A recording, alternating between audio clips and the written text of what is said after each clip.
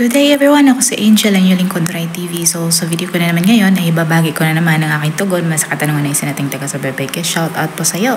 Sana ang interpretasyon na ito ang sagot sa iyong katanungan at parang din sa inyo dyan na may katulad sa panaginip na ito. Paalala ko lamang lagi na ito ay isang general interpretation kaya unawain nyo at tingnan mabuti ang mga nangyayari sa inyong buhay ngayon at gamitin ang inyong sariling intuition at mag-connect directly sa mga impormasyon na maaaring ibabahagi ko.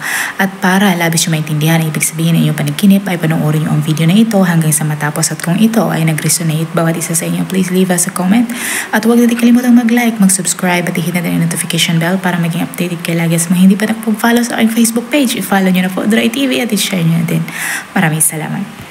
Kung ang garapata ay nagpapakita sa ating panaginip at maaari makikita natin ito na marami or isa, may mga tanong tayo or mga tanong palagi is ano ba talaga ang ibig sabihin ng garapata? Tandaan na ang science behind sa garapata actually ay nag-invent itself. Ang panaginip ay tungkol sa pagtanggal mula sa ating mga sariling life purposes or yung pag-move away mula sa ating mga own life purposes. At napaka-importante na malaman natin na kapag nagkaroon ka ng ganitong klase ng panaginip, ito ay nangangahulugan na kailangan natin i-examine ang ating sariling buhay for all the unwanted stuff that we have. Mas madali tayo na ma-stress out in this day and age, especially kung ang career or money is starting to go wrong. At kapag sa iyong panaginip ay pinapatay mo yung mga garapata, ang pagpatay sa kanila means kailangan mong magiging handa na harapin ang iyong mga kalaban. Ang garapata sa panaginip ay maaaring nangangahulugan na may tao na talagang kinukuha ang mga bagay mula sa iyo and they benefit you with nothing. Ang garapata are parasites. They only take and leave you facing the consequences of their action.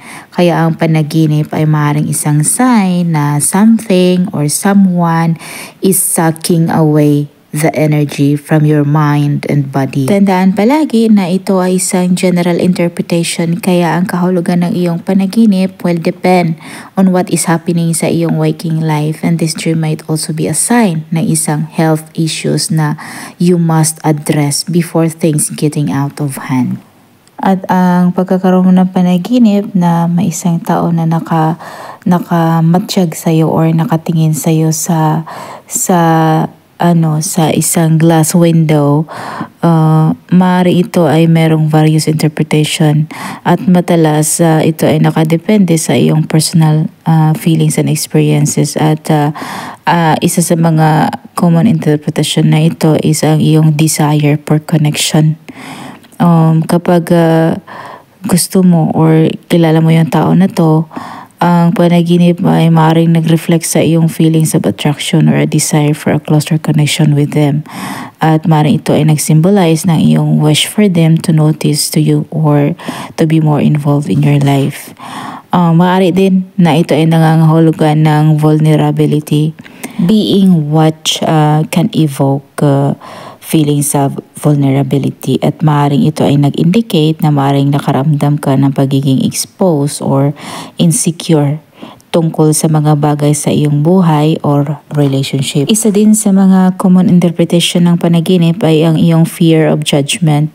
Maaaring ang panaginip could represent ng anxiety tungkol sa pagiging or being judged or evaluated by others, especially kung ang tao na yan ay talagang mahalaga sa iyo at maaaring concern ka tungkol sa kung paano ang tao na ito mag-perceive sa iyo. Maaari din na ito ay ang iyong self-reflection.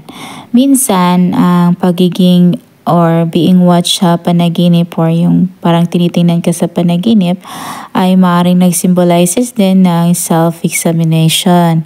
Maaaring nag-suggest ito na maaaring nag-reflect or you are reflecting sa iyong sariling thoughts and feelings or action in relation to this person or your general life. Subukan mo i-consider kung ano yung nararamdaman mo during the dream and any recent interaction you've had with this person, and this can provide additional insight into its meaning. Sana nagustuhan nyo ang dream interpretation na ibinahagi ko sa inyo ngayon at magbahagi natin sa inyong mga opinion at katanungan sa pamamagitan ng pagkomento sa baba.